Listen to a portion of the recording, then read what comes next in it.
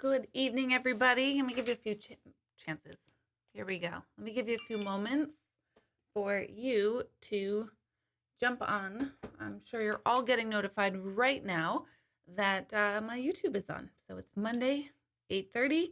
I'm Deborah Hanlon, and every Monday night at 8:30 p.m., I'm on with you guys, and it gives you the opportunity to ask me questions about all things energy, intuition, mediumship, um, personal development, consciousness, meditation, all things that I'm interested in. So a couple of you are on now. So make sure that when you first jump on, let me know you're here and let me know where you're tuning in from. And if this is your first time ever joining me, let me know that as well, because I always like to see where everyone's plugging in from. Hello, James and Tyler and Kelly. I did have a great Thanksgiving. I hope all of you had a great Thanksgiving as well. Hello, Eileen. Facebook, those of you, I know you guys like to watch me over there, which is fine, but I like when you can join me over here on YouTube. So it's your choice, but I only answer questions for everybody who's typing in through YouTube. But you guys can hang out over there. And I think it says Jamie. I can't see so far from there, but hello, Jamie. Hello, Grace. I can see your name.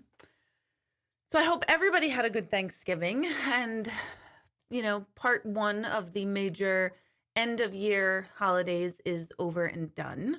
So I'm sure we should all be feeling better about that we're almost there to the finish line. So I love this time of year as far as holidays now. I didn't used to love them, but I love them now because I literally treat the holidays exactly as I want them. So I don't succumb to everybody's expectations of what they want and need or think it should be. If I want to cook, I'll cook. If I don't want to, I won't. It's mostly that. If I want a lot of people over, we'll have a lot of people over. If we want just a couple over, that's what we do. So I always think that a lot of times around the holidays, the expectations of recreating traditions that may no longer resonate with us, I think that's the main cause of everybody's complete stress and aggravation. So yeah. So think about that as you go forward through the rest of December and into the new year. How do you want your holidays to go? How do you really feel best when your holidays are a certain way? What can you take off of your plate, figuratively and literally? And how can you manage it better? That's what we should all be thinking about, because holidays are not about, and I say it every year, I hate Christmas for the reason of that it is a holiday that everybody's expecting gifts. And I'm someone that thinks adults who need or want gifts makes my innards shake, because I always feel like if there's something I want, I just go buy it. I just go get it. So I don't ever expect or want someone else to get it for me. So the whole gift giving among adults is something I just do not understand. And I think that adults, we stress more over, what do we get, Uncle Steven that we haven't seen in 8 years, but he's coming last minute. That sort of stuff, I think, contributes to the misery of the holidays. But anyway, I'm seeing Maria, hello, and Bobby and Dee. Oh, Dee, I'm glad I saw your name over here. So I'm glad you popped over here. So thank you for that. Donna, Melanie, Susan, Claudine, Carol. Yeah, how many of you are buried in snow tonight? How is everybody doing? Do you have a lot?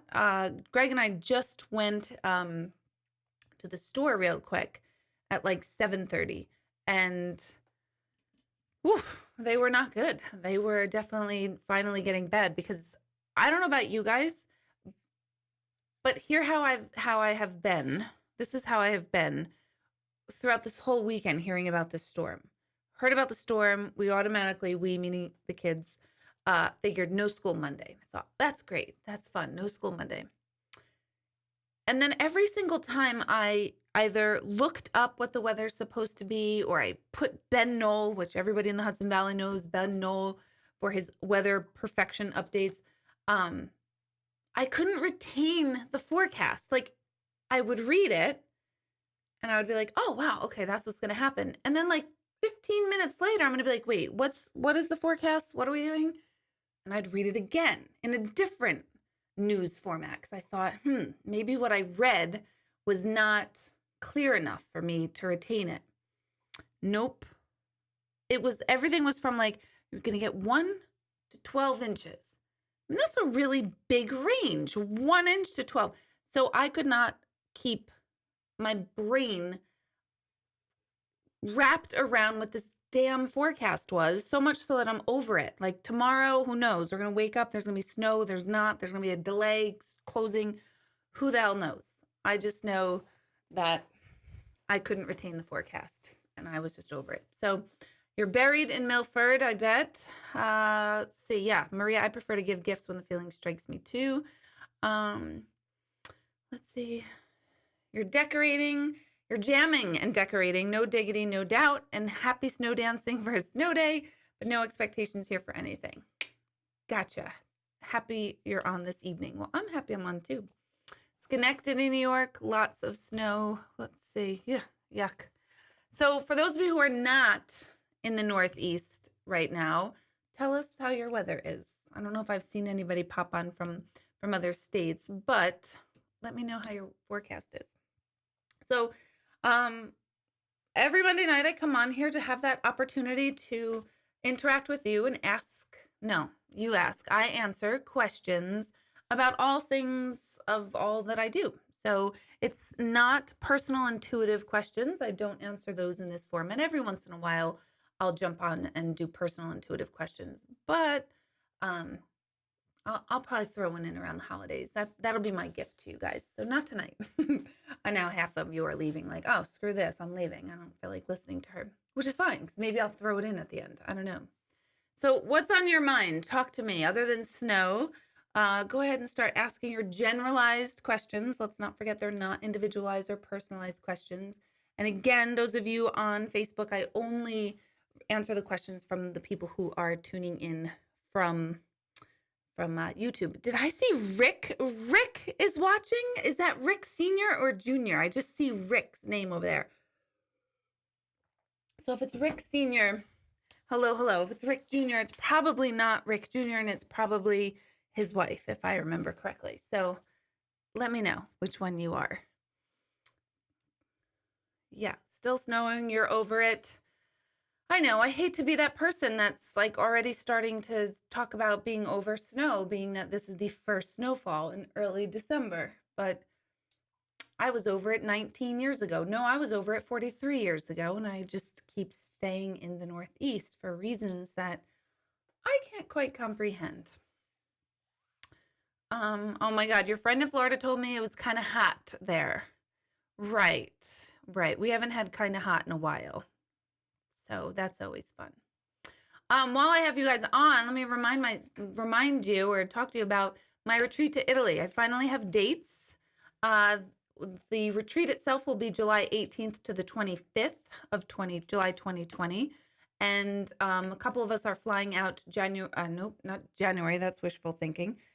July 16th to arrive Friday the 17th so that we can spend the entire day Friday and half the day Saturday in Rome. So my Italy retreat, we start in Rome.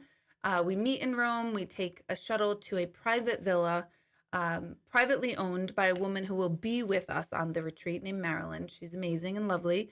And for 7 days, we spend time together, alternating touring the countryside, mostly Umbria. We'll see St. Francis of Assisi and his church. We'll see a town called Montefalco and another town, Orvieta is one, and there's one other I'm missing. So in between days of travel, we will do workshops right on premises. You'll get Italian cooking lessons. We'll talk about lots of meditation, a lot of visualization exercises. It's peaceful, relaxing, but it's also challenging. And then, of course, we break up the inner work with tours every other day. So that is coming in July. I already have, I just talked about it today, and I can only bring either 11 or 12 people. I keep forgetting the number.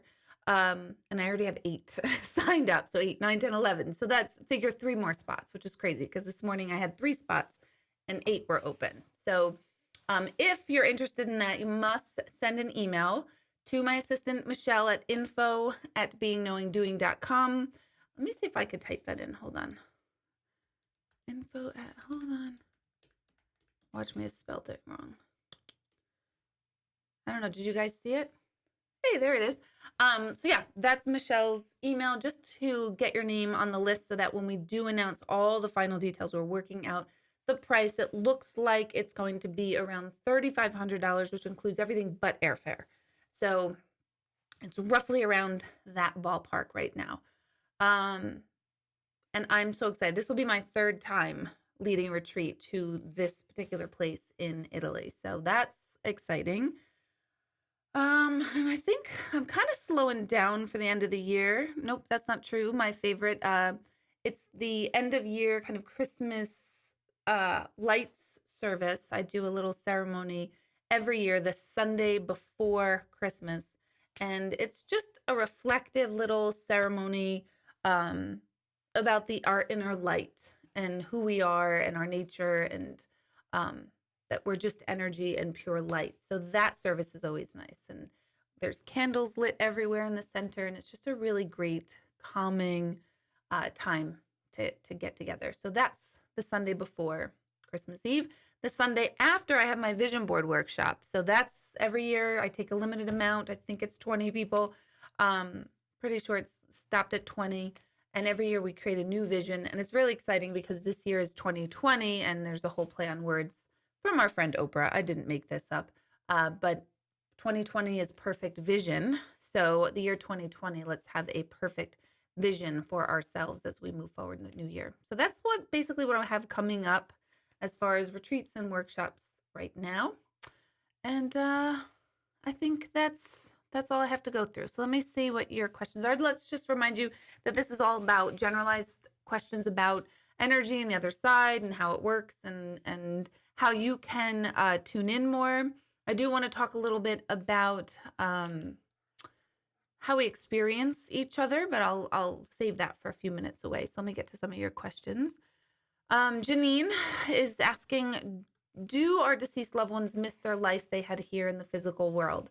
People hate my response to this because the answer mainly is no, they don't, because they're not experiencing the fact that their life has ended. They're experiencing the infinite experience of themselves. So they're finally in that place that they recognize the life they had here was what it was, and it was exactly what it was supposed to be. And now they're infinite. So they have that vantage point of being aware of both, being in the physical and then being in the spiritual realm. So they don't miss us or miss their lives here. And they don't miss us because they're not away from us. So they are fully aware that we are still human and we have limitations when it comes to seeing, feeling, hearing, and experiencing them. So they're the informed and we're the misinformed. And so there's really nothing to miss. They don't miss the mental, emotional, physical struggles that we all go through. That's inevitable for all of us in life. They don't miss any of that. And they reap the benefits of knowing they no longer have any of that. So they don't miss us or it. And people hate when I say that because they think that means they've forgotten us and they don't care about us. And that's not true at all. But it's kind of like when you're done with college. Do you miss being in college? You're just like, no, I'm so glad I did it. I'm glad it's over with. That's kind of how they feel about life. It's like graduating school. It's like, all right, I'm past that. Let's see what's next. That's what it's like for them. Oh, Annie, you're in Colorado. It's cold, but no snow. You're a big valley. Snowstorms mostly go around us. Why we live here and not in the mountains. That makes total sense. Oh, Cindy loves snowstorms. So cheers to you, Cindy. Here you go. You have your freaking snowstorm. Be happy. Okay. Jean, do pregnancy dreams have any meaning when you are not pregnant? Yes. Fear and terror. No, I'm just kidding. Anything about new birth, or it's probably about starting a new project or a new version of yourself. So think objects, people, symbols, and dreams. You have to think, okay, what does a baby represent? A baby represents all things new. It also represents clean slate. So they're not like indoctrinized and conditioned yet. So there's probably a new aspect of yourself that you're giving birth to, whatever form that means. So it does not mean that, oh my God, you're pregnant. It doesn't mean that. How many lemons went into the freezer on Thanksgiving? Actually, we had a friend over, Dave, who did not see my broadcast about that. And he said, what the heck is the lemon thing? And he had lemons in his car. Don't ask why, long story. And he came back, he went out to his car, came back in, got a lemon, and we did the whole thing for him. And we have one of his lemons in our freezer. And I think he was like, I better go back out to my car and get the other 2 lemons. But I don't think he ever did. And then Eileen was also here at my house. She said, wait, I got to get some lemons. So next time we go to the store, Eileen, we're going to get some lemons for you. And you can tell me exactly who to write into them. I'll do it by proxy, just for you. Pam, still snowing in Pleasant Valley. Okay. Maria, I've been wondering, do you ever hear your own family and friends that have passed come through to you? Yes, absolutely. I always say that it's a little bit, I feel like just like everyone else, I doubt my own loved ones when they're coming through. I doubt them. Just like all of you, when you see, feel, or hear them, you go, oh my God, did I make that up? Was that me? I do that too. So I have very distinct like connections with each person who's passed. Little winks that are just very little subtle things that I reach out to them for, and then just kind of wait to see when they come through. Last week when I was on, I told you about a friend and the most lovely woman on the planet, Annette, who had passed very suddenly. About 2 days after the broadcast, she came to me for a brief second, and the minute I felt her, I like stopped so quickly, like, oh my God, Annette, you're here. And then because I was so overcome with like emotion about it, I blocked it. I blocked it right up because I was like, oh my God, what are you saying? And not that she left or anything, but I just kind of got into my own head. And our own head is not where we connect best from with our intuition. I mean, I am a mental medium, so everything comes through my thoughts and physical emotions and feelings. But I got into my head and it was just, it just passed. But yes, I do get them. But I question them. I always want proof. I'm always wanting proof. I'm actually, Suzanne Northrup. I'm sure a lot of you have heard of her. She's been a medium. She's been around for like 40 years. I have to tell you, this woman reached out to me at some point many years ago. She's famous medium. She works with Thomas John right now, if I'm not mistaken. She's been all over. She's one of the originals, long before John Edwards. And she took me under her wing a little bit, and every once in a while we text back and forth, and she is truly a remarkable human being, because the time she has given me for my own little struggles that I've had, and I've reached out to her because it's, who do I talk to about this stuff? Who do I say, like, you ever have this happen? People are like, no, I've never had the feeling that someone's talking to me incessantly and they're physically not there. So I reached out to her for a few things about work and faith and trusting the universe and hope, and very recently. And she's so generous with her time. Why am I telling you about her? She is having an event in Rockland County this Saturday night, and I believe we're going to it. Greg and I don't think he knows about it right now. He's learning about it right now. And if Greg doesn't want to go, I'll probably bring someone else. But she's in Rockland County, so email me or check out Suzanne Northrup's Facebook page for details on that. I told her that I would tell people about her because I really do appreciate who she is, and that she really walks her talk about really wanting to help people. So she's helped me. She has helped me with some questions of my own loved ones. Do your loved deceased ones lead to your next happily ever after? Yes, sometimes they do. And then sometimes people say, well, I hear that. Well, why aren't they showing me my next happily ever after? It's bigger than just like them like handpicking someone, but there's no such thing as coincidence. So if we meet someone, or when we meet someone after another person has passed or whatever, they do have a bit of a hand in that for sure. For sure. Oh, let's see. Hello, Yvette. How is your beautiful store? Not Forever 21. Oh my God. Why am 31? What? Why am I forgetting the name? Lucky 31. Oh my God, it totally went out of my brain. Lucky 31 in Beacon is a brand new store owned and operated by a vet. I'm doing a plug for you because I just believe in you as well. And I believe that women should always support each other. People should support each other in business and work. I believe the right people get attracted to the right people, and we're all vibrating on a similar level. So shout out to Lucky 31 in Beacon. I spoke to you about the difference between visitation dreams and regular dreams. In a visitation dream, can we confront the person we had unfinished stuff with, or do they confront each other? Yeah, we can definitely confront the person we have unfinished stuff with. That's my meditation CD called Spirit to Spirit. It's available online. Just Google me, Spirit to Spirit. You could download a copy, or you could get a physical CD, but nobody does anymore. And I have that built into there, that if there is unfinished business with someone, that you have the opportunity to express whatever it is you need to say, because sometimes we're angry. Sometimes we didn't get resolution on things. And it's really, really important for our spiritual, mental, emotional, physical health for us to get past those moments and those arguments and those blocks. And when someone passes, we feel like, oh my God, now we never can get rid of it. Now we can never resolve it. And that's not totally true. So dreams help us with that. I have meditation that helps with that. Ongoing dialogue therapy helps with that. Lots of things. So yes, visitation dreams, we can confront the person we had unfinished stuff with.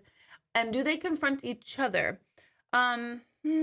It's not really a confronting of each other in a dream or on the other side, because the issues that we have here in life are human, and they are attached to our ego, our identity, our pride, who we think we are, who we think someone else is, which is a good segue into what I wanted to talk about tonight briefly. And when we die, we realize, oh my God, we're all just such buffoons, and we're just acting, so non-evolved, to be honest. All of us, myself included, I know better and don't necessarily do better. But we all get very tight and tense and believe that who we are, or who we profess ourselves to be, is all that there is. And there's so much more to ourselves. So arguments don't exist in the afterlife, on the other side. They exist here on the human plane. But when we've crossed over, they're not hanging on to that stuff, because that stuff is of human essence. And they no longer are connected to that negativity and that darkness and heaviness. Remember, we return to light. So there's nothing dense, heavy, or dark about light. It's the exact opposite and the antithesis of anything negative, heavy, dense, or dark. So it doesn't stick with us there, which is why last week when someone said they went to a medium and she said they had an entity or something, I flip out, because there's no such thing as darkness on the other side. There just isn't. All the darkness, evil, and negativity is here in physical form. And anything that we feel a little unnerved spiritually, we usually perceive it to be negative or evil. And it's not that. It's our human perception of a type of energy that makes us think it's evil. So they don't really confront each other because they don't need to. If you had a dream of two people who are deceased confronting each other, it's most likely a projection dream of you working out your own struggle or strife that two people had here in life, even if it had nothing to do with you and you observed them or experienced them confronting each other in a dream. That has more to do with your own inner stuff than their inner stuff.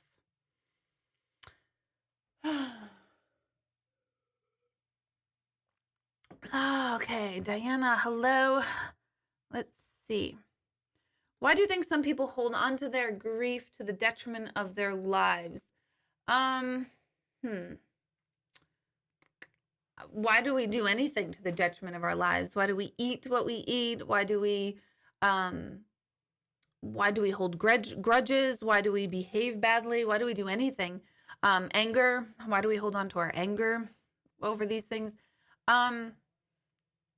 Sometimes, there's so many different answers for this. Sometimes people are programmed to be a victim, and people hate to hear that. Nobody likes to ever look at themselves as a victim. And I think we all need to do victim work. We all need to go, oh my God, is that me? Like totally needing attention and people saying, oh, poor you. And there's nothing wrong with that because sometimes we might need that. It's when we go very unconscious about it that it becomes a problem. So there might be a little bit of victim stuff. It might be my worst trait that I don't like in people is learned helplessness.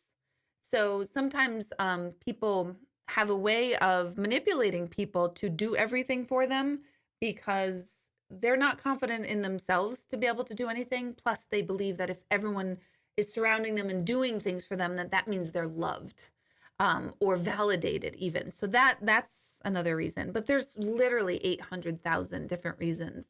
Some people are afraid to admit that their grieving is over.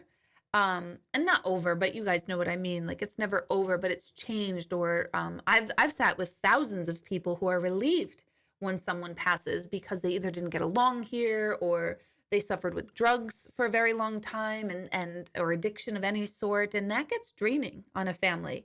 And I've heard many times people saying they're so happy so and so passed because they were always so stressed when they were living because they were always fearing them dying. And once they died, they're like, okay, the worst has happened. So I've sat with many spouses who were in really bad relationships and then their spouse passed and they felt like, oh my gosh, it's not the ending I wanted, but they feel relieved. So sometimes people hold on to their grief because they feel guilty that they're actually moving on and they're worried about what other people will think about their grieving process. I see that a lot, or I hear about that a lot.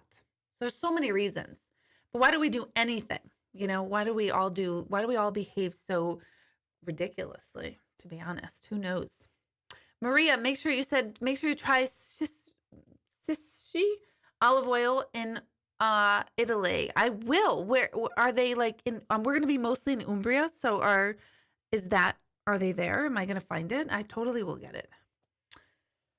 Oh my God, Angie, how are you? I just saw that you had a birthday recently or today or yesterday. I mean, I just saw this on Facebook and I was just thinking of you. So, totally cool that you just popped in here. Hello, Holly. Hello. All right, Jackie. Hello, how are you? Jackie writes, sometimes when I do a chakra meditation, the colors start out bright and then dim once I start the imagery of the spinning wheel. Am I thinking too hard, focusing too much, or something else? So the image is dim. It might be that you're like holding two thoughts as far as color and movement is just dimming one sense. I don't think it's anything negative or bad. In fact, I'm positive it's nothing negative or bad. I think it's a really great observation that you're becoming aware of. And I think it's just holding two images and two sets of directions at one time that's maybe making one darker or dimmer because you're focusing now on movement and not just the brightness. So see if you can go back and forth. See if you can focus on the movement and spinning and then pull your attention away from the spinning and go back to the focusing on the brightness. But dim and dark doesn't mean bad, and bright and light doesn't necessarily mean good either, but we tend to think of that way in chakras. So I always say chakra meditation is it's really just a nice way to observe your energy field. Just sit in awe and observation of yourself. That's the best way. So you might notice, oh, it's a little slow here, it's dark, or it's stopped. And instead of saying like, oh, that's bad, just go, oh, that's interesting. I wonder what that's about. Have gentle curiosity with yourself. Don't forget to click the thumbs up too, you guys. I don't know if Greg has posted that yet, but don't forget to click thumbs up. Okay. All right, Noreen, when other loved ones receive messages from lost loved ones, but I do not, does that mean I don't need it or all in good time? Couple reasons. Could be that you don't need it. Could be, yes, timing. Could be that you're very much focused in on if they say this one thing, then you'll know it's them. And that is the number one thing I see in my office, that people, we can't really totally help it, but I can instantly feel when someone has an expectation of when the medium says this, then I will know it's my loved one. And it does not work like that. It just doesn't. I've been to every medium on the planet possible with private sessions from James from Prague and John Holland, Suzanne Northrup, um, John Edward, Lisa Williams. Um, those are the big ones. And I've been to many other mediums, and not one in all my years have ever referenced one of three things that I have that I always say to my brother, okay, mention this, just mention this. Not one has ever said that. So said one of the three things. So, and I've never shared what any one of those three things are with anybody on the entire planet.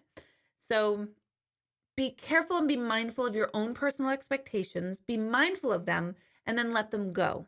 Meaning, okay, if I don't hear that, I'll hear X, Y, and Z, because that's important. I had a couple people just last month or October, where they're saying, you didn't say this, you didn't say that. And I was like, because they didn't say it. And a lot of times people come to mediums and they think we know everything we're talking about. And I've been recently, before I sit with people, I remind them, please remember, I have no clue what I'm talking about. I don't know your people. I have no idea what anything means or is referenced. I don't know your history. I don't know your dynamics. So please be mindful of your expectation on any medium. You can't get rid of it, because that's just the way we all are wired, but we can be aware of it, which helps manage it. So could be a couple of things. There's Christine, yes, your pets are waiting for us. Of course, anything with energy here is crossing over into that energy field, what I call the collective whole. So of course they are waiting for you. Oh my God. Oh, you've been waiting 3 years for a private session and you finally got one. That is awesome. It's time. It's meant to be. That's what that's all about. On last Friday, we opened up my gift certificate little promotion I do every year, because during the whole year, when you buy a gift certificate for someone else to come see me, that person you're giving it to still has to go through my process of online booking, because, and I've gotten so many people who get really angry and then like they curse and scream at me or Michelle, mostly Michelle now. And they say, that's not fair. I'm buying a gift. I want to make sure they get it. My loved one can't get an appointment with you. This is ridiculous. And I understand that. And it is frustrating, but I cannot guarantee appointments to people who are gift certificates, because the logic would happen is if you were guaranteed a gift certificate, an appointment with someone for a gift certificate, then everyone would just buy gift certificates just to get a guaranteed appointment. So that would completely negate the whole month-to-month process of my calendar. However, on Black Friday every year in the last 3 years, I've opened up where we sell a certain amount of gift certificates that have a pre-appointment date and time on it. So you're already guaranteed that appointment. So those are available. I don't know if they're sold out or not. I didn't check. They usually do, but I added a lot more this year than I did last year. So those might be still available. How do you find out? You go to my website, deborahhanlon.com, and click on, I'm not sure.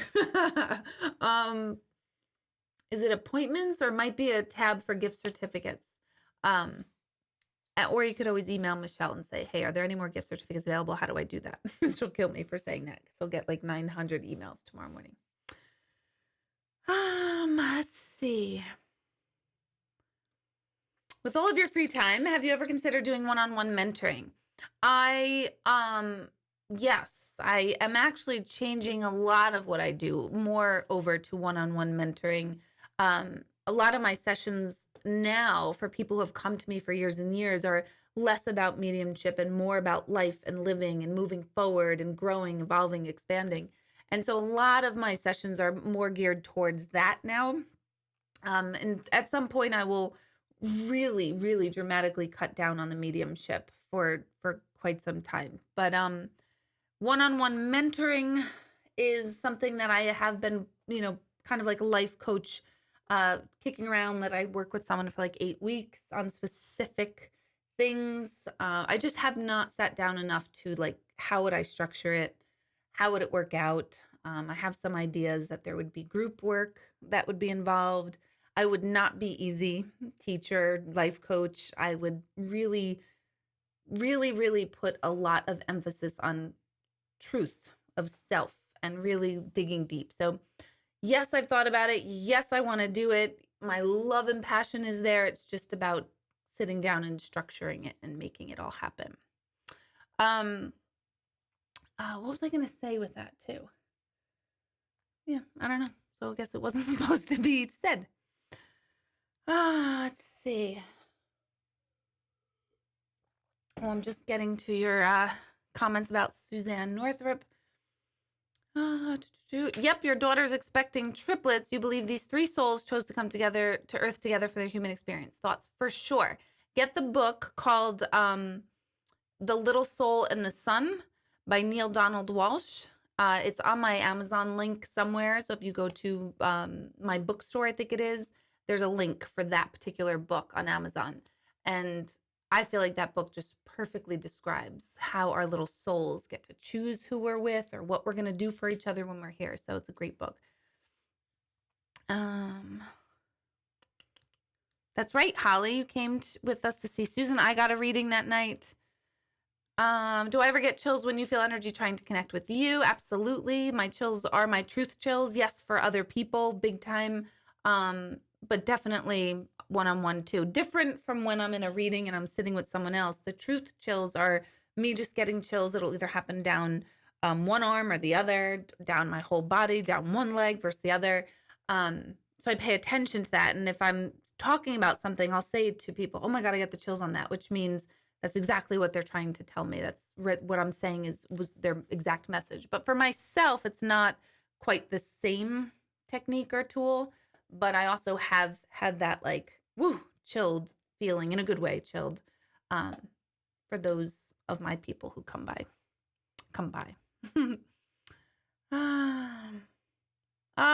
Yvette, that's awesome. Lots of stuff you said in my reading as well as Vinny's are happening. No surprise, you're amazingly gifted. Well, hello. No, just kidding. I'm an ass. Oh, my goodness. Cindy, yeah, Greg is complaining that his hair is growing too long, Cindy. Let's just ignore him. Okay. Do deceased beings have relationships with other deceased beings on the other side, like a significant other? Do they have children that weren't their partner or children while in human form? Nope.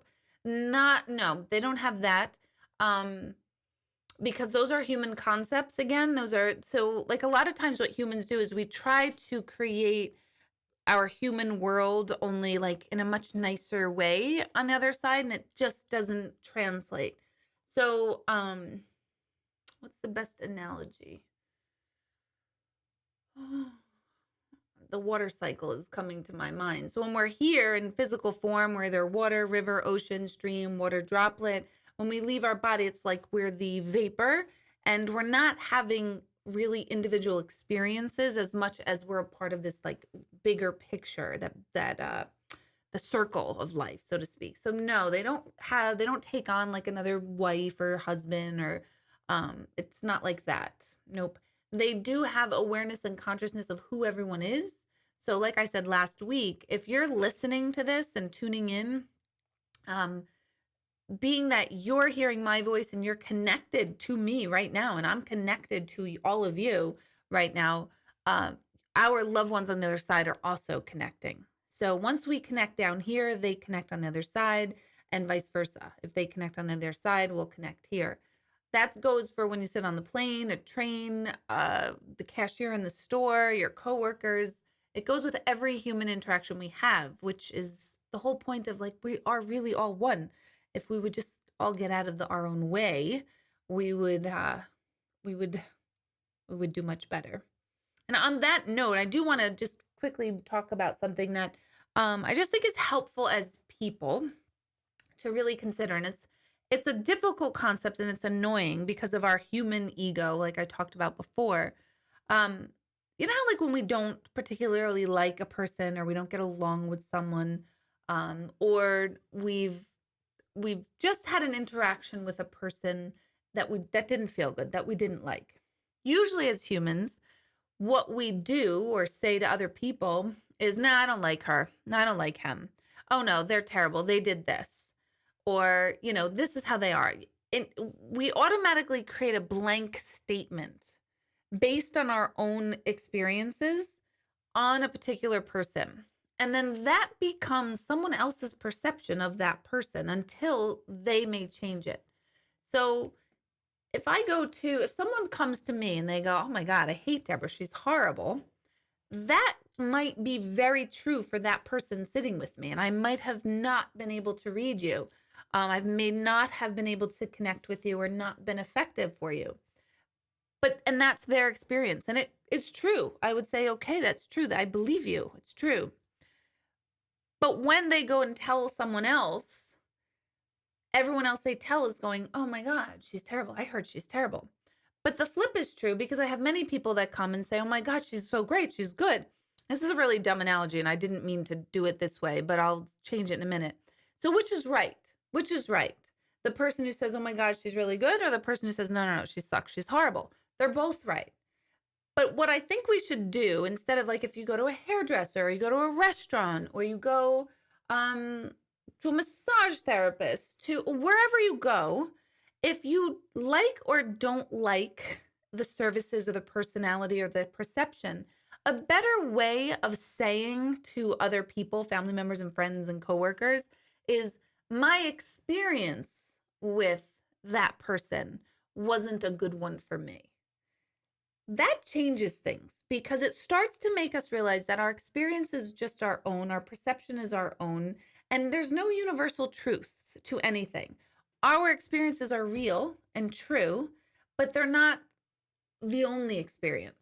So think about that the next time you're not having a good experience with someone, or actually if you are having a good experience. And I don't even mean like mediums. I mean just people in general. You know, you could have a sibling and you're like, no, I don't like them, but someone else totally loves them. So which is true? You'd both be right.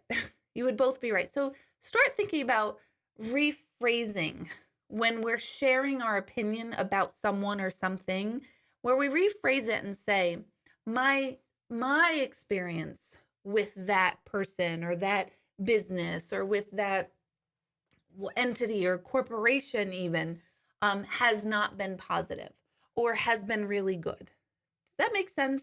I think that's really important because we all want to know, myself included, is like, who's right? Like, we all want to be right. If there's someone I don't particularly care for and that done me harm, I would want the limited, less evolved part of me would want everyone else to see what I see and to agree with me. Or vice versa. If I thought someone was amazing and I want everyone else to see what I see, they're not going to. And it doesn't mean my perception is incorrect or other people's perceptions are incorrect. It just means my experience with a particular person or event or person, corporation, business, whatever it is, has not been good. So rethink that the next time you're hearing someone else even, talk about someone in a negative way. Remember, like, wait a minute, this is just their experience of a particular person. Now, if you hear over and over and over and over and over that a particular person, business, whatever, is negative, then you might say, there's a lot, I'm getting a lot of that feedback, and maybe that's relevant. But if it's just one by one, be mindful that everyone's experience is true and real, and yet it's just one-sided or one sliver of a bigger truth. And I've been thinking of this a lot for many different reasons, but I'm really trying to dial back my own need to like prove someone wrong. It's just draining my energy. It's wasting a shit ton of my energy. So how I've been dialing back is, listen, my experience with this person or people has not been positive or fulfilling or good or enriching. That's it. Other people might have unbelievably enriching and positive experiences with that person or people. And that's been helping me to go, okay, mine isn't wrong. I'm not wrong. They're not wrong. It's just our energies aren't resonating. It really does make a major shift for everyone involved. All right, let's get back to your questions. Okay, so how can some of these sick, twisted people on earth not be bad spirits?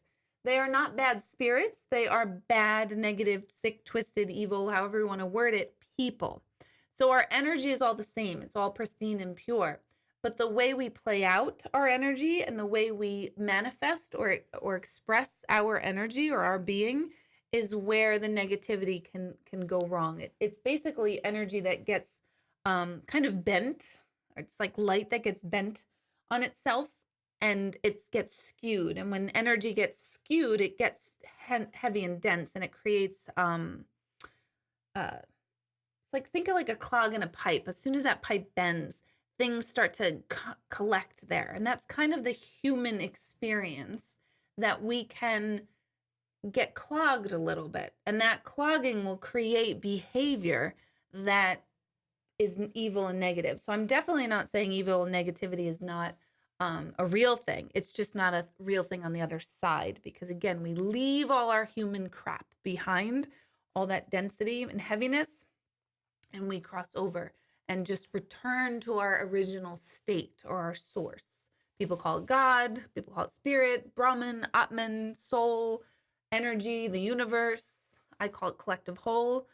So that's the difference. And it helps us to also remember, kind of piggybacking off of what I just said, is to remember that people are flawed. We're all flawed. We're all skewed.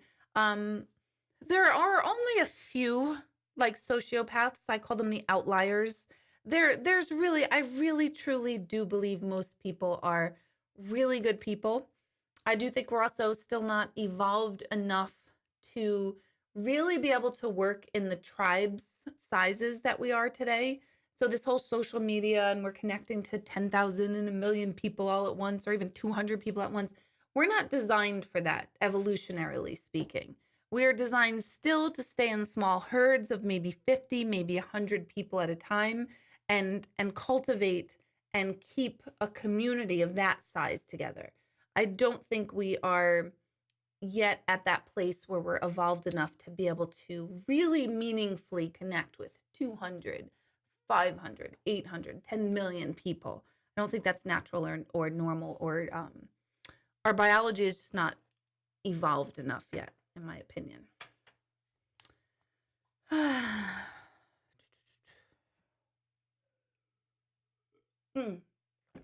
That's a good question, Pam. Pam's asking, what's the difference between a person's energy and a house energy? How can you tell them apart? So when you showed me your photo last week, I said, oh no, that's a house energy. I don't mean that that's not a person. I meant that that energy came with the house or the property, and that it wasn't one of your relatives or friends. So that's what I meant in that. So there's not really a house energy. I meant, like, when I say, and it's good that you bring that up, because then it catches me, and the next time I say it, I'll be more clear, because it is confusing. I did say, oh, that's a house energy, but it means that it belongs to the house. It came with the house. It stayed with the house, so to speak. You're picking up on old energy, or your land, because you have a lot of land. So that's what that energy, I do believe the energy is old energy coming from your property / home versus, like a dad or parent or relative, even in your group, in your little tribe, your relatives, family members, loved ones. So that's the difference. How can you tell them apart? I'm not sure that everyone could. I mean, that's something where I think the difference between a medium and someone else losing their intuition, I think it would be a hard line, to be honest. I think a good medium just would know, nope, that comes with the house. And it's just a feeling and a knowing. And it's kind of hard to explain with your particular picture that you showed me why I felt that way. But just instantly, that was completely connected to the house. Oh, hello, Kathy Santo. Oh, our dog's okay. We're getting her a little bit more socialized. She liked my dad's puppy, which is a giant Saint Bernoodle, so it's huge puppy. Greg's daughter got a little tiny French bulldog, and she likes that little one. And I think there was one more that I feel like we socialized her with, and we were like really excited. But it's, small doses, and we still have to keep an eye on her. But she's been better. She definitely has been better. So thank you for asking. Let's see. Bobby K. In your book, you talked about how you relive what you did on Earth. Does this include thoughts or is it actual behavior? It's both. That's a great question. It's absolutely both. Mainly, like in the review, it's it's both, but like you're really kind of seeing the actual behavior, the actual events.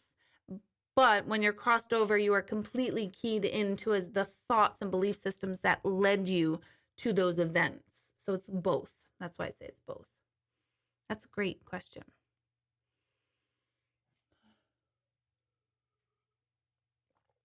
Shishi is all over. You'll see it. Families from Napoli, Bari, Italy. It's very good. I'm going to look for it, Maria. You're going to have to remind me right before I leave in July, but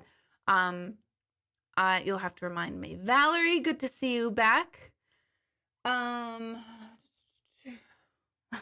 I hold your feet to the fire all the time. D, you have to take ETA 1 still. That is my biggest, fiery, deepest, most intense course that I've offer yet. A lot of the people online tonight have gone through part 1. I'll bring it back probably end of March, early April, depending on how our winter goes.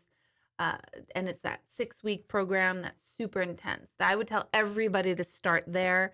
I only take the maximum is 20 for that class. Even that's a little bit too much. I really preferred around 15. So look out for that when I start opening that up. That would be the first step. Hello, Dana. Let's see. Oh, I don't even know Jeff Olson, so we'll have to look at him. I just started reading a book called Already Here by a doctor. Oh my God, the name's gonna escape me. It's a very quick read. It's about a doctor whose son passed, and he is completely scientific in nature. And after his son passed, he had so many connections, energetic connections with his son that just could not be explained away as coincidence. And the book is quite fascinating. It's a quick, easy read. It's called Already Here. So I recommend that too for everybody. Susan, do our loved ones on the other side know when we are upset and in pain? Can they give us advance notice if something bad is going to happen? Yes, they know when we're in pain and something is going not well, and when we're upset. Yes, they do know that. They can intercede in things that they can only intercede with. So if you're not supposed to go through a particular thing, they will help thwart certain pain for you. But we're really here. Life is suffering. That's what the Buddha said. Life is pain, and it totally sucks. It's so annoying. But we really will not grow without it. We will not grow. We will not advance. We will not move forward unless we have adversity. Unfortunately, that is how it happens. So it's built in. And if only we could maintain that thinking of like, okay, this painful experience, this hard time is going to advance me and catapult me forward somewhere. We should start building that into our conditioning. You should start telling your children, hey, this hard time is going to pay off because later down the road, you're going to need these skills. And it's true, you will.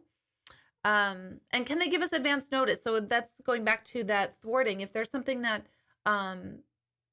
like if we're ill and we say, oh, I got to get that test done, and you go and get that test done and they find something quickly, they've kind of thwarted that. So yes, they can give you advance notice. But if I say that, a lot of you you'll all go into the old thinking of, oh my God, when my life is good, that means when's the other shoe going to drop? A lot of people do live with that mindset. And so we're never at peace because we're just waiting for the next shitstorm to happen. So I would caution all of you who think that way. If you're recognizing like, hey, things are pretty good right now. Oh my God, when's everything going to get messed up?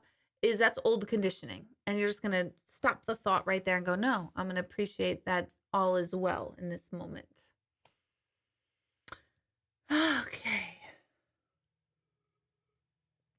Hello, McKeel. Am I saying this wrong? I hope not. McKeel, that's a cool name. I'm glad you made it. Let me know how you found out about this broadcast. Okay.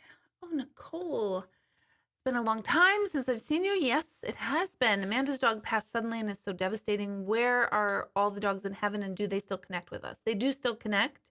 They are in the same place as the humans are, all the dogs, all the animals, anything we love here will be reunited with through love on the other side. So, um, the where is not like a location. I know you're not like specifically asking the where, but sometimes people do want to know like where are they like specifically.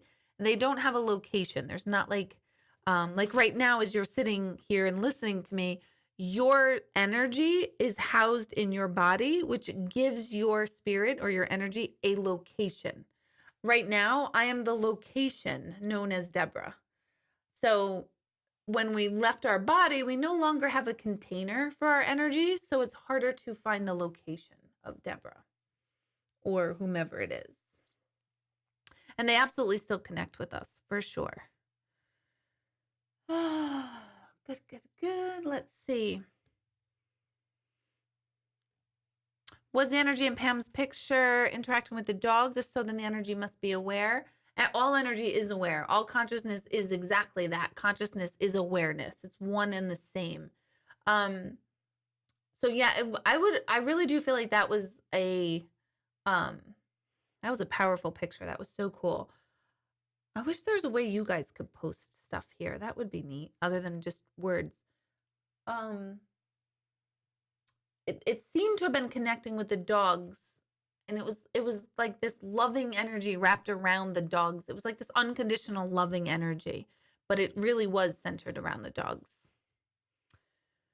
Would the energy transformation class be good for dealing with repeat patterns in life? I'll let the people who have taken it on this thread answer that. I would say 100% yes, because we don't even know what we're repeating and where we're unconscious. And that class is literally designed to start bringing the unconscious up to consciousness. And we can't change anything until we become aware of it.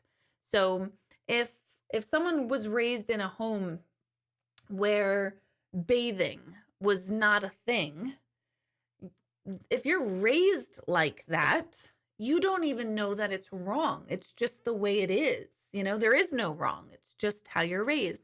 Until one day you start to meet people who are like, why don't you bathe every day? And you start to go, oh my gosh, I didn't know that was a thing, that we're kind of conditioned to bathe. And so we didn't know it was unconscious, and it becomes conscious. So I think that's the seat of all of our issues, our unconscious behaviors, that I think that as we grow, we become very in like dis-ease over things that were conditioned upon us but no longer work for us.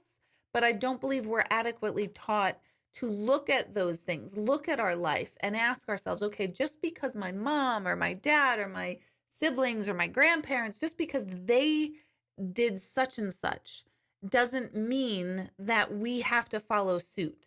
And I think that the whole process of becoming an adult is really to look at stuff and say, yeah, no, I'm not doing that. I had a conversation with my son Jack and his girlfriend Molly not too long ago. And this little Molly, my goodness, she's just a bright one. She had said, like we're not supposed to do what our parents did just because they did it. Like we have to decide for ourselves. Does that feel good for me? And I'm like, oh my God, yes, exactly. But unfortunately, we get the memo, in our 40s, 50s, 60s, and we're like, oh my God, we live this life of misery. So, yes, that class. Oh, look at them. They're all answering. Oh, hell yes, Karen says. Let's see. Hold on. Let's see. Oh, you found me on Google, McKeel. Am I saying your name correctly? McKeel? McKeel? And I'm in your hometown. Hello, Justin. Good to see you. Let's see. Karen saying, hell yes, ETA helps with old conditioning. Sharon says, oh my God, you're all talking to each other. ETA will change your life for the better. Susan says, yes. Yeah, it's an intense one. It's my favorite. It's intense. I do not allow people who know each other to take it. So if you're like, oh, I'll sign up with my friend. Nope, I don't allow that. I don't like that. It totally ruins the experience. I want everyone in that classroom to be completely new and not know anyone else, personally and deeply. Sometimes people know each other from like meditation classes and workshops. That's fine. But family members, friends, I will not allow you to take the class together. And that's for everyone's benefit. Trust me. Okay. Justin saying I've had 3 past life regressions and 3 different lives came through. Do each tie in with where I am now, or are they each independent of each other? It's all one and the same. So they're not they all tie in, but yet you can remain still independent and individualized because you are still Justin in this lifetime and whoever you were the other 3 lifetimes. But you might see like threads in this lifetime, which is why you um observed or experienced those 3 lifetimes. So in other words, say in those 3 lifetimes, uh, I don't know, you were a doctor, right? In this lifetime, you're like gravitating towards medical field, nursing, healthcare, or becoming a doctor. That's probably why, because it's relevant in this lifetime as well, which is why you're resonating and able to experience those lifetimes. But not always. It's not just like, oh, if my lifetime right now is resonating, I'm only going to experience lifetimes that resonate. It doesn't necessarily mean that or work like that. Does that make sense? I don't even know if I made sense. Other times you might experience a lifetime that helps you resolve or understand relationships here better. So when I got regressed, I think I told you guys this, but real quick, one of my regressions, one of my most profound regressions was I was an old man and I was like a healer man or the town, like the tribe. I don't know if I was like shaman or medicine man, but I know that I was like the healing capacity of this tribe. I was totally in the desert. And I was in like a tent, and outside the tent, I was aware that there were hundreds of people in my tribe waiting for me to pass. They were kind of like sitting vigil. And inside the tent, here I am dying. I'm the old man, like 97, 100 years old. And my nurse is taking care of me, and everyone's waiting and praying for me. And I noticed that the nurse is also my granddaughter in that lifetime, who happens to be my niece, Chelsea, in this lifetime. And in that regression was by Brian Weiss, and he had said, okay, now see yourself leaving your body and notice how you're feeling as you're leaving your body. And I could feel myself leaving my body, and I felt amazing. I felt I lived a fulfilling life. Everything was done and good. There's people outside praying for me. My spirit is lifted. And all of a sudden I looked down to my nurse and saw her sobbing. And I realized I was her only surviving family member, like blood member. And I realized I never prepared her for when I left the earth, for me not to be there. And early in her lifetime, she had a very tumultuous beginning. And many times I would feel like I left her in like the hands of scenarios and situations that weren't good, but I was helpless. It was, I was only her aunt. I was 12 when she was born. So I worried about her so much and felt every time I had to leave her, which was a normal thing, an aunt leaves, I felt like my whole world would come crashing down. Like, how could I leave her? And it was a direct result of that lifetime that I had to relook at our relationship in that lifetime did not need to spill over in this lifetime. And it really released this terrible, terrible burden within me that I always felt for her until I had that experience. So that's so cool. I mean, past life regression is to me it. Okay, Samantha, how long does the lemon trick take effect? It's been a couple weeks and I haven't noticed the difference. Still negative vibes. I'm wondering if the negative energy is me. I like that. Probably. Absolutely. And that's totally fine. And we all have negative energy. None of us are perfect.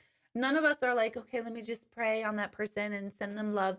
Like, it's difficult. I mean, it's not saying we can't or don't do that, but it is difficult to get to that place, especially with certain people. So don't be hard on yourself, but it could be 100% you. So know that the energy is working in the freezer. Now start looking at your own stuff. Look at like, okay, I'm just instantly picking a fight or instantly getting annoyed, or everything that person is saying or doing is, I'm just completely, putting them down instantly, or I'm talking about them to other people. Just notice now your behavior. And you might see that now that their energy is frozen, you've been able to see your side of the dynamic. Doesn't mean it's all your fault. There's always 2 stories and 2 energies converging. Now I think that's exactly what the energy is about. It's freezing their stuff so you can look like, okay, what part of this is mine? And all of us will say, no, no, none of it's mine. No, no, seriously, that person's such an asshole. We all want to say that. I have people in my life I want to say that about. I do say that about. And yet at the same time, start applying what I was talking about before as far as saying, you know what? My experience of that person has not been good. My experience with that person is I get very tense or overwhelmed or sad or angry or whatever. Because then it puts the power back in you to notice, okay, this is my experience with them. It gives you more objective positioning. It's not a blame game, and it's not a time where you need everybody to like agree with you, because those dynamics get in our way, ourselves in our way. So be mindful of that and really take the next few weeks to start looking at your side. Maybe even write things down. Again, it's not to say, blame yourself for everything, but just look at your side, your responses, your reaction. Okay.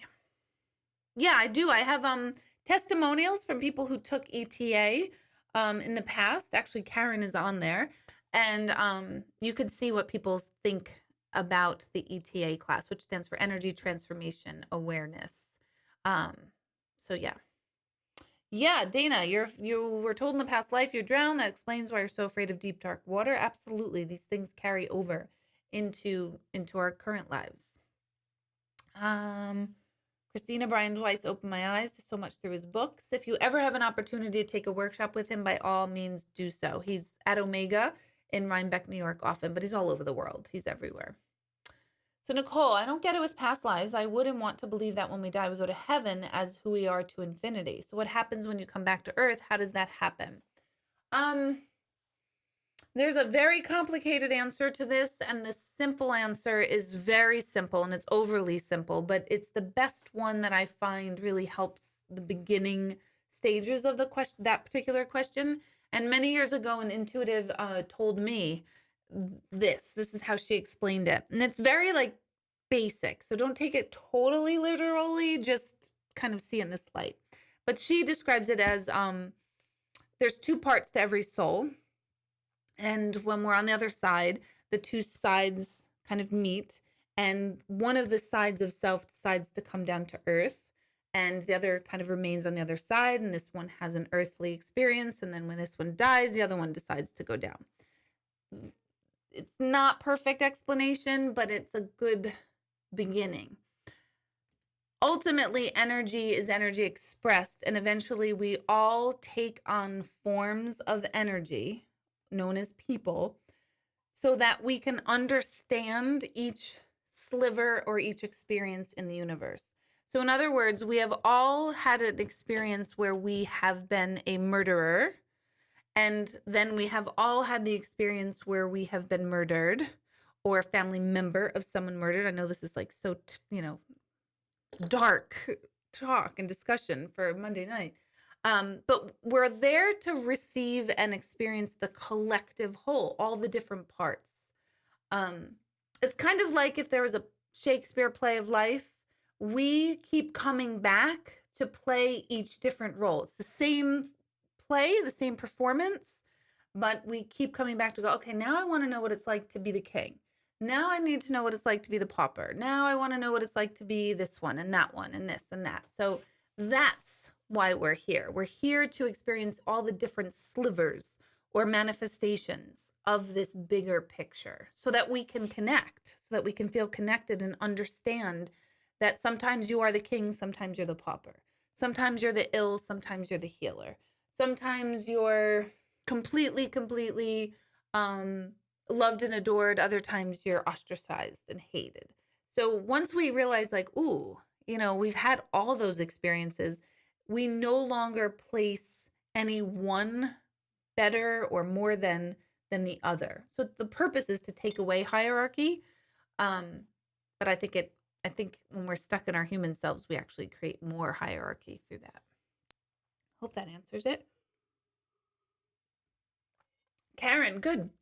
Karen put her own judgment in a lemon, and she said it's working. So that's another way you can do that too. Before, when you're asking the question about the lemon, you could put a dynamic of yourself, self-judgment, over criticize, fear, anxiety. You could put whatever dynamic within yourself that you don't like, that you want to change. I tell you what, I put someone in a lemon, and I put someone and a dynamic with that person in a lemon on Sunday night. And I had a meeting. I'm not going to share details, but I had a meeting that following Wednesday. And that person that I had this dynamic with, that I just did not know what to do, was no longer involved in my in what the meeting was about. They're gone. They were let go. And I was like, oh my God. Oh my God. So sometimes for me, it worked literally in days for that particular person. The rest is still to be TBD, to be determined. Valerie, yes, I hope it does work out. It's every other weekend. So hopefully that helps you a little bit. And it's usually 9 to 2 o'clock on Saturday and Sundays.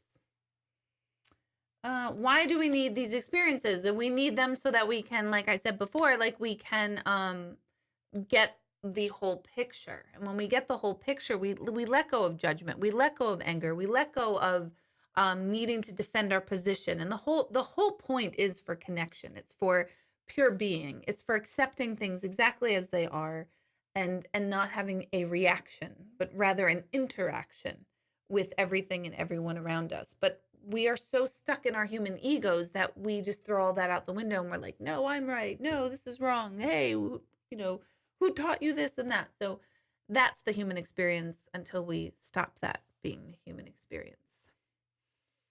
See, Karen, I'm just scrolling down because we want the universe to express itself through us as our unique expression. And we usually don't get it all done in one lifetime. So we need to come back way more succinct. Perfect. Perfect. Perfect. You can see Karen's testimonial somewhere on my YouTube page. So if you type in Deborah Hanlon ETA testimonials, maybe it'll come up. So I'm going to start wrapping up here. This night flew by. I feel like this went really, really, really fast. But I want to remind you guys, Italy in July, take a look for that stuff. The dates have been announced, 18th to the 25th. The actual price should be, hopefully we're finalizing that up tomorrow morning, and I can get some actual, information in your hands by the end of this week. That's a super experience. That is just one of those experiences that has changed my life. So having that time in Italy, having amazing food, and a true authentic Italian experience too, because we are staying at a home. The cooking is done by actual people who are taking, the eggplant from the garden and making eggplant parmesan. So everything is truly, truly organic and amazing in that experience. So that's coming. The Christmas service, the Sunday before Christmas, I will have a light service, and it's just a nice reflective time to just set your intentions for your holidays and go within and focus in on the light within yourself and others. New Year's vision board is the Sunday before New Year's Eve. So I think that's up already. I only take 20 people for that class, so you can take a look at that. And that's all about creating a new vision for yourself. How do you want to feel? How do you want to feel? What is it that you'd like to manifest? What do you need pulled out from you, through you, in this new year? It's really important, in my opinion, to do a new vision board every year, to revisit the old stuff and constantly create and dig deep from within, and keep challenging yourself just a little bit, because if we don't challenge ourselves, we start getting into a comfort zone, and comfort zones are danger zones. We all like them until we don't, because comfort zones create stagnation and then non-growth, and non-growth creates other sort of issues. So we want to keep challenging ourselves. Is Italy going to be like day camp? It's way better than day camp. Day camp has a lot of silliness, and not to say that there's no silliness in Italy, but um, I- it's spiritual. Oh, it's a spiritual day camp, that's for sure. Yeah, a lot of meditation, a lot of going inward, a lot of releasing blocks and opening up a higher vision for ourselves, really connecting to our intuition, lots of that stuff. So it's day camp on Italian steroids, which is pretty cool. So yes, I'm going to end here. I want to thank you guys. I'll see you next Monday night. Meditation is this Sunday for those of you who are local. Come on down to meditation, 7 p.m. and I will see you all there. So thank you guys. Have a good night. Stay warm and dry and drive safely. And I'll see you next week. Now I have to find out how to turn this off. Thanks. Good night, guys.